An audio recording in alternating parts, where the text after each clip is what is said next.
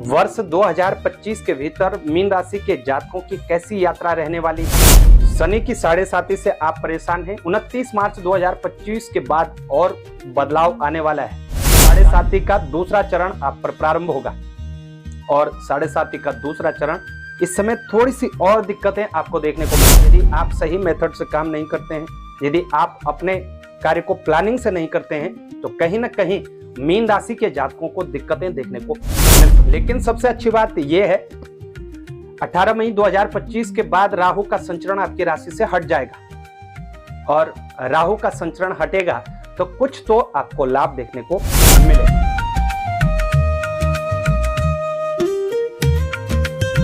प्रिय दर्शकों नमस्कार, बहुत बहुत स्वागत है आपका। आप देख रहे हैं वार्षिक राशिफल। मैं आचार्य पंकज शास्त्री और वार्षिक राशिफल के कार्यक्रम में आज हम चर्चा करेंगे भचक्र की अंतिम राशि मीन राशि की। यदि आप मीन राशि के जातक हैं तो आपके लिए वर्ष 2025 की यात्रा कैसी रहेगी, संपूर्ण वर्ष में कौन कौन सी घटनाएं आपके साथ घटित हो सकती हैं। क्योंकि 7.5 का 2.5 वर्ष तो आपने कंप्लीट कर लिया, लेकिन आने वाला ये 2.5 वर्ष आपको क्या कुछ देख करके जा सकता है, कहां आपने सतर्क सावधान रहना है। पारिवारिक स्थिति वर्ष 2025 के भीतर कितनी सहयोग देने वाली होगी, कहां पर सपोर्टिव रहेगी, कहां आपका मॉरल डाउन हो सकता है। आर्थिक स्थिति के दृष्टिकोण से संपूर्ण वर्ष 2025 में कैसी स्थिति है। धन की स्थिति भी विशेष रूप से प्रभावित होती है 7.5 के भीतर। और स्वास्थ्य, आपकी हेल्थ कैसी रहेगी, इन तमाम बड़े मुद्दों पर हम चर्चा करेंगे। प्रिय दर्शकों, वर्षफल शुरू करने से पहले आपको कुछ बातें बताते चलें। एक तो वर्षफल सदैव अपनी जन्म राशि से ही देखेगा, लग्न राशि अथवा नाम राशि से ना देखें। लग्न आपका वो समय है जब आपका जन्म हुआ था, उस समय ग्रहों की क्या स्थिति थी वो अलग बात है। लेकिन अभी प्रेजेंट टाइम में आप पर कौन सी स्थिति है ग्रहों की, कौन सा ग्रह आपके लिए अच्छा है, कौन सा ग्रह आपको दिक्कत दे सकता है, उसकी क्या रेमेडी होनी चाहिए, ये जन्म राशि से पता चलता है। दूसरी बात, प्रिय दर्शकों, वर्षफल 2025 की जो भी भविष्यवाणियां की जाएंगी जरूरी नहीं सभी आप पर लागू होंगी। इसमें से बहुत सारी बातें सभी मीन राशि के जातकों के लिए एक जैसी होंगी, ग्रहों का प्रभाव भी एक जैसा रहेगा, लेकिन कुछ बातें आपकी जन्म पत्रिका पर भी निर्भर करती हैं। प्रेजेंट टाइम में, वर्तमान समय में आप कौन सी आयु में हैं, आपकी जन्म पत्रिका में कौन से ग्रह की दशा अंतरदशा चल रही है, इस पर भी बहुत कुछ निर्भर करता है। उस ग्रह की स्थिति आपकी पत्रिका में क्या है। हो सकता है आपकी जन्म पत्रिका में किसी शुभ ग्रह की दशा अंतरदशा चल रही हो और आपकी पत्रिका में उस ग्रह की पोजीशन, उस ग्रह की स्थिति भी अच्छी हो, तो हो सकता है आपके लिए बहुत हद तक अच्छी स्थिति होगी। लेकिन यदि आपकी पत्रिका में भी किसी क्रूर ग्रह की दशा अंतरदशा चल रही है, किसी ऐसे ग्रह की दशा अंतरदशा चल रही है जो कि आपकी पत्रिका में नीच राशि में संचरण कर रहा है, 8वें, 6वें, 12वें भाव का स्वामी है, तो कहीं ना कहीं वो आपको और ज्यादा दिक्कत देने का कार्य कर सकता है। तो इन बातों का ध्यान रखिएगा। अब चलते हैं वर्षफल की ओर और सबसे पहले जान लेते हैं मीन राशि की जातकों की कुछ विशेषताएं। यदि आपका जन्म मीन राशि का है तो मीन राशि के जातकों की कौन कौन सी विशेषताएं होती हैं। प्रिय दर्शकों, हमारे ज्योतिष शास्त्र में 12 राशियां हैं और 12वां भाग, भचक्र का जो 12वां भाग है वह मीन राशि को समर्पित है। अंतिम राशि मीन राशि होती है। मीन राशि जल तत्व की राशि है। मीन राशि के स्वामी ग्रह देवगुरु बृहस्पति होते हैं, इसलिए देवगुरु बृहस्पति की स्थिति आपकी पत्रिका में कैसी है, वर्तमान समय में देवगुरु बृहस्पति की सिचुएशन कैसी है, इस पर बहुत कुछ निर्भर करता है। इसलिए आप मीन राशि के जातक हैं तो देवगुरु बृहस्पति की स्थिति को देखना बहुत आवश्यक है। तो देवगुरु बृहस्पति की स्थिति को देखना भी बहुत महत्वपूर्ण होता है। इसके साथ ही मंगल देव की स्थिति को देखना, मंगल देव आपके लिए भाग्येश होते हैं। चंद्रमा की स्थिति को देखना, चंद्रमा आपके लिए पंचमेश होते हैं। तो ये ग्रह भी महत्वपूर्ण है, इनकी स्थिति पर भी बहुत कुछ निर्भर करता है। प्रिय दर्शकों, मीन राशि द्विस्वभावी राशि है। मीन राशि के आप जातक हैं, शर्मीले भी आप बहुत होते हैं और कभी कभी शर्म के कारण, अपने नेचर के कारण बहुत सारे शुभ अवसरों को आप अपने हाथ से निकाल देते हैं। प्रिय दर्शकों, वर्ष 2025 के भीतर यदि आप कुछ करना चाहते हैं, अपने जीवन में प्रगति प्राप्त करना चाहते हैं, उन्नति प्राप्त करना चाहते हैं, तो 2 बातों का हमेशा ध्यान रखिएगा। एक तो जहां पर भी कोई डिसीजन लेना है, स्वयं से डिसीजन ना लेकर के किसी अच्छे गुरु से, कोई अच्छे दोस्त हो, माता पिता भी हो सकते हैं, भाई बहन भी हो सकते हैं, उनसे पूछ करके निर्णय लीजिए, निर्णय आपके निश्चित रूप से आपके पक्ष में होगा।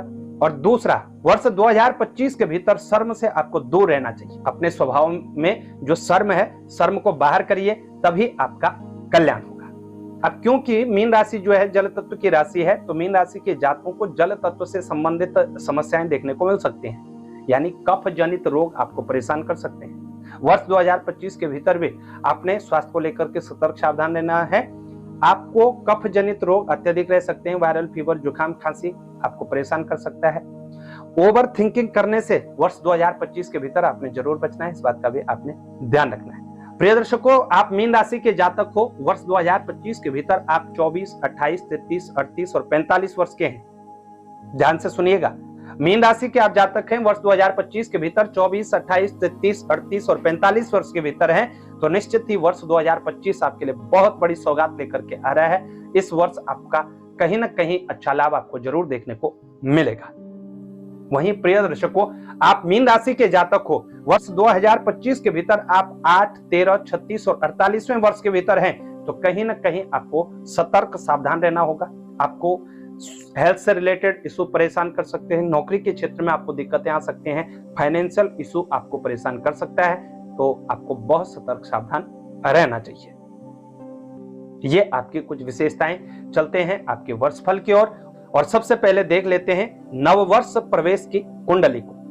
1 जनवरी 2025 ग्रहों की स्थिति आपके लिए कैसी बनी हुई थी। मीन राशि के स्वामी ग्रह देवगुरु बृहस्पति हैं। देवगुरु बृहस्पति पराक्रम भाव में बैठे हुए हैं, 3rd हाउस में, वृषभ राशि में संचरण कर रहे हैं। वहीं मीन राशि पर ही राहु का संचरण है, राहु मीन राशि में ही स्थित है। केतु 7वें भाव में संचरण कर रहे हैं। मंगल देव कर्क राशि के अंतर्गत अपनी नीच राशि में संचरण कर रहे हैं, 5म भाव में स्थित है। सूर्य देव धनु राशि के अंतर्गत आपके लिए कर्म भाव 10वें भाव में विराजमान है। बुध देव भाग्य भाव में वृश्चिक राशि में संचरण कर रहे हैं। मकर राशि में चंद्रमा की स्थिति है, लाभ भाव में चंद्रमा बैठे हुए हैं। और शुक्र और शनि, ये 2 ग्रह आपके लिए कुंभ राशि में विराजमान है, 12वें भाव के अंतर्गत स्थित है। ये आपकी नववर्ष प्रवेश की कुंडली है। प्रिय दर्शकों, जिस प्रकार हमारा जीवन चलायमान है, ठीक उसी प्रकार सौर मंडल में ग्रहों की स्थिति में भी परिवर्तन होता रहता है और ये अपनी राशियां परिवर्तन करते रहते हैं। चंद्रमा की बात करें तो चंद्रमा मात्र 2 से 2.25 दिन के भीतर अपनी राशि परिवर्तन कर देते हैं। इसीलिए चंद्रमा को मन का कारक बताया गया। जितना तेज हमारा मन भागता है, ठीक सौर मंडल में उतनी ही तेज मूवमेंट चंद्रमा की है। तो चंद्रमा मात्र 2 से 2.25 दिन के भीतर अपनी राशि परिवर्तन कर देता है। सूर्यदेव माह में एक बार राशि परिवर्तन कर देते हैं। ये दोनों ग्रह सदैव मार्गी होकर के संचरण करते हैं, इसलिए फिक्स समय में अपनी राशि परिवर्तन कर लेते हैं। लेकिन अन्य ग्रहों की स्थिति ऐसी नहीं है। मंगल देव 40 से 45 दिन के भीतर अपनी राशि परिवर्तन कर देते हैं जब सामान्य स्थिति में होते हैं, और वक्री मार्गी हो जाए तो फिर लंबे समय तक एक राशि में स्थित भी इनको रहना पड़ता है। वही बुध देव की स्थिति है, 26 से 32 दिन के भीतर बुध देव अपनी राशि परिवर्तन कर लेते हैं, लेकिन यदि वक्री मार्गी हो जाए तो लंबे समय तक स्थित रहते हैं। देवगुरु बृहस्पति, आपके राशि स्वामी देवगुरु बृहस्पति लगभग 12 से 13 महीने तक एक राशि में संचरण करते हैं और ये 12 से 13 महीने के बाद ही अपनी राशि परिवर्तन करते हैं। इनका राशि परिवर्तन भी वक्री मार्गी स्थिति पर निर्भर करता है। शनिदेव, ये लगभग 2.5 साल तक एक राशि में संचरण करते हैं, 2.5 साल में एक बार राशि परिवर्तन करते हैं। जब भी राशि परिवर्तन करते हैं तो 12 राशियों के लिए भूचाल की स्थिति आती है। शनिदेव राशि परिवर्तन के साथ साथ किसी राशि को ढैया और 7.5 से मुक्त करते हैं, तो किसी नई राशि पर 7.5 और ढैया प्रारंभ होती है। तो शनिदेव की स्थिति और इनके राशि परिवर्तन से बहुत कुछ परिवर्तन होता है। राहु केतु की स्थिति, ये सदैव वक्री होकर के ही संचरण करते हैं, सदैव वक्र गति से संचरण करते हैं। इसलिए राहु और केतु जो है ये 18 माह में एक बार राशि परिवर्तन करते हैं। ठीक 18 महीने के बाद वर्ष 2025 18 मई राहु का राशि परिवर्तन होगा। वक्र गति से राहु देव मीन राशि को छोड़ करके कुंभ राशि में प्रवेश करेंगे और केतु देव जो है राशि परिवर्तन करके ये सिंह राशि में संचरण करेंगे, आपके लिए 6ठे भाव में आकर के स्थित हो जाएंगे। ये आपकी ग्रहों की स्थिति थी। प्रिय दर्शकों, इसमें से कुछ महत्वपूर्ण परिवर्तन होंगे। 4 ग्रहों का बड़ा परिवर्तन होने जा रहा है वर्ष 2025 के भीतर। सबसे पहला परिवर्तन 29 मार्च 2025 को होगा, जब शनिदेव की स्थिति आपकी राशि पर रहेगी। कुंभ राशि को छोड़ करके शनिदेव मीन राशि में संचरण करेंगे और ये स्थिति मीन राशि के जातकों के लिए बहुत उत्तम नहीं है। दूसरा जो बड़ा परिवर्तन होगा 14 मई 2025 को होगा और 14 मई 2025 को देवगुरु बृहस्पति, आपके राशि स्वामी देवगुरु बृहस्पति वृषभ राशि को छोड़ करके मिथुन राशि में प्रवेश करेंगे और ये आपके लिए चौथे हाउस में, फोर्थ हाउस में आकर के अविराजमान होंगे और ये आपके लिए अच्छी स्थिति को दर्शा रहे हैं। और 18 मई 2025 को जो दो परिवर्तन होंगे दो ग्रहों के, राहु और केतु के, राहु मीन राशि को छोड़ करके कुंभ राशि में प्रवेश करेंगे, जबकि केतु कन्या राशि को छोड़ करके सिंह राशि में वक्र गति की ओर चलते हुए प्रवेश करेंगे। ये चार बहुत ही महत्वपूर्ण परिवर्तन आपके लिए रहेंगे। अब इन सब के बीच सबसे पहले बात कर लेते हैं आपके स्वास्थ्य की। प्रिय दर्शकों, आप मीन राशि के जातक हो, आपको पता है 7.5 का प्रभाव है, आपको यह भी पता है राहु का संचरण आपके राशि पर है, तो स्वास्थ्य को लेकर के आपको बिल्कुल भी लापरवाही बरतने से बचना होगा। किसी भी प्रकार की लापरवाही न रखें। स्वास्थ्य को लेकर के आपको बहुत सतर्क सावधान रहना होगा। सबसे पहले खान पान को लेकर के सतर्क सावधान रहिए, अनसंट चीजें खाने से बचिएगा। वाहन इत्यादि चलाते हैं, सतर्क सावधान रहिएगा। बहुत जरूरी ना हो तो वाहन चलाने से आपको जरूर बचना चाहिए। चोट आदि की स्थिति भी आपको देखने को मिल सकती है, वर्ष आरंभ में ही देखने को मिल सकती है, क्योंकि इस समय ग्रहों की बहुत अच्छी स्थिति नहीं है। और इसके साथ ही चोट आदि के साथ हड्डियों से संबंधित समस्याएं, पेट से संबंधित समस्याएं आपको निरंतर परेशान कर सकते हैं। इसलिए मीन राशि के जातक को वर्ष 2025 में कैसी भी दिक्कत हो तुरंत उसका उपचार करें, किसी भी प्रकार की लापरवाही न बरतें। वैसे भी राहु आपका लग्न में स्थित है, फिर केतु आपके 7वें भाव में स्थित है, तो पर्सनल लाइफ पर भी इसका असर पड़ेगा, मैरिड लाइफ पर भी इसका असर पड़ेगा। उसके बाद 29 मार्च से शनिदेव भी मीन राशि में ही स्थित होंगे, लग्न स्थान पर शनिदेव स्थित होंगे, तो यहाँ से तीसरी दृष्टि से पराक्रम को देखेंगे और 7वें दृष्टि से जो है वो 7वें भाव को देखेंगे और ये भाव भी 7वां भाव जो है व्यवसाय और मैरिड लाइफ का ही होता है, तो भी यहाँ आपने सतर्क सावधान रहना, ध्यान रखिएगा।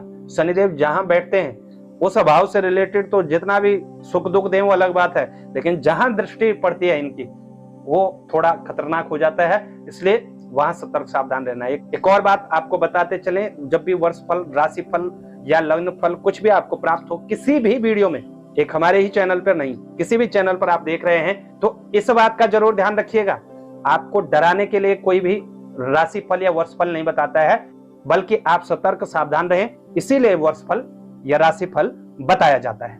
तो स्वास्थ्य का आपने संपूर्ण वर्ष ध्यान रखना है। अब चलते हैं आपके करियर की ओर।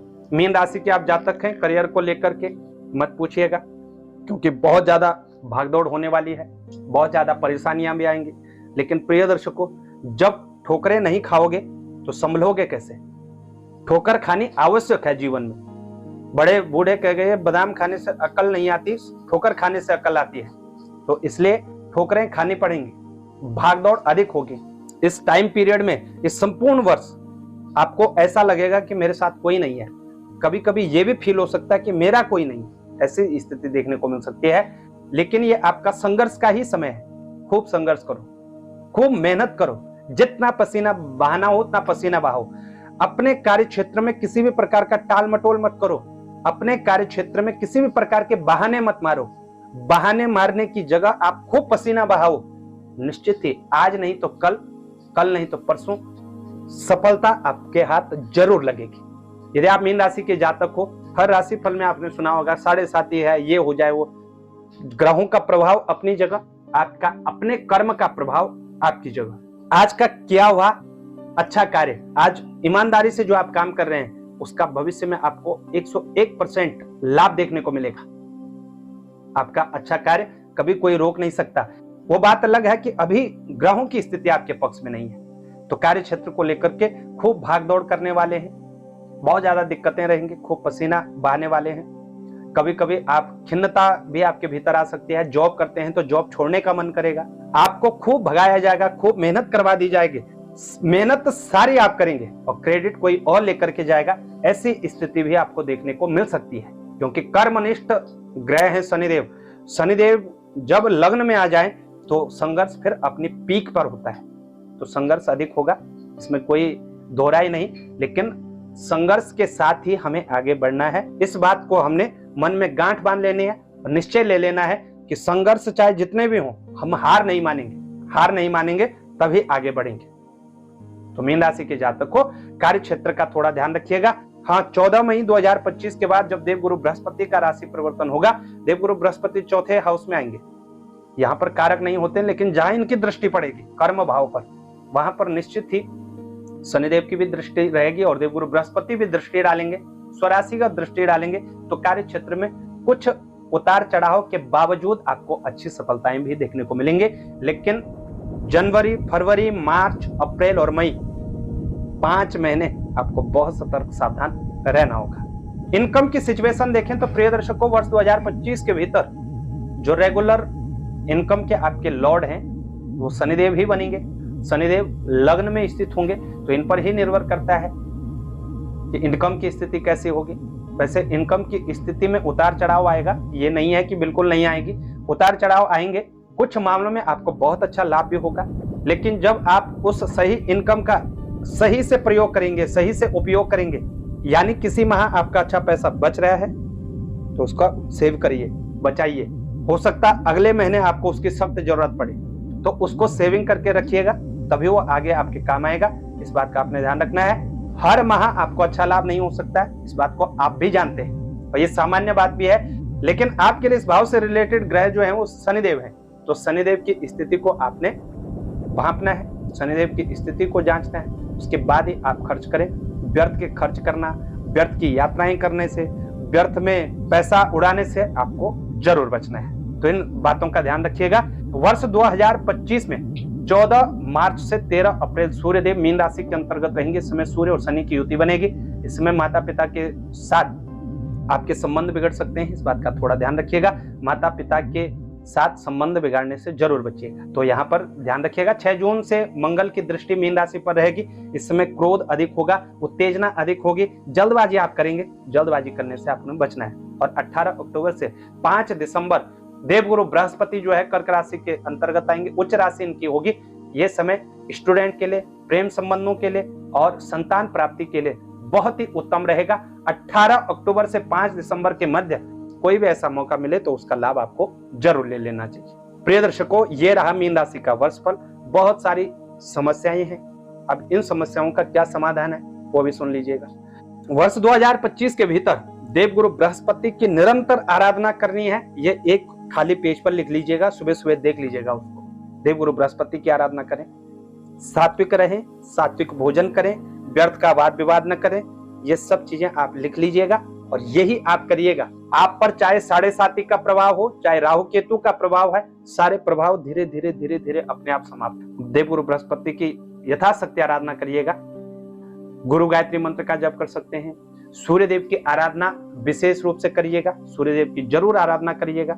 आदित्य हृदय स्तोत्र का यथाशक्ति पाठ करें, संभव नहीं है तो करवाइए, नहीं तो ओम घृणी सूर्याय नमः मंत्र का जप करें, निश्चित ही आपको लाभ होगा। कम से कम 7 वीरवार को किसी भी धार्मिक स्थान पर, जहां पर लंगर सेवा होती है और जहां धर्म कर्म का कोई भी कार्य होता हो, वहां आपने केले दान करने।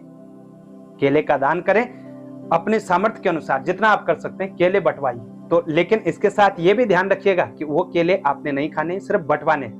और पीले चने की दाल का भी आप दान कर सकते हैं। इसके साथ यदि आपको लगता है कि नहीं इतने से काम नहीं होगा, तो आपको शनिदेव और देवगुरु बृहस्पति की वैदिक रीति के अनुसार पूजन करवाना चाहिए, उनकी निश्चित मंत्र संख्या का जप करवाना चाहिए।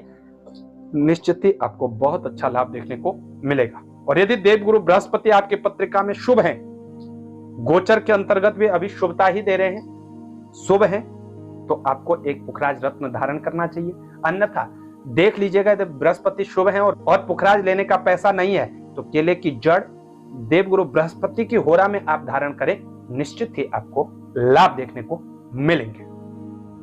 कैसी आपको ये जानकारी लगी हमें उसे बताएं। जानकारी अच्छी लगे शेयर जरूर करिएगा। चैनल पर नए हैं, चैनल को सब्सक्राइब करना ना भूलिएगा।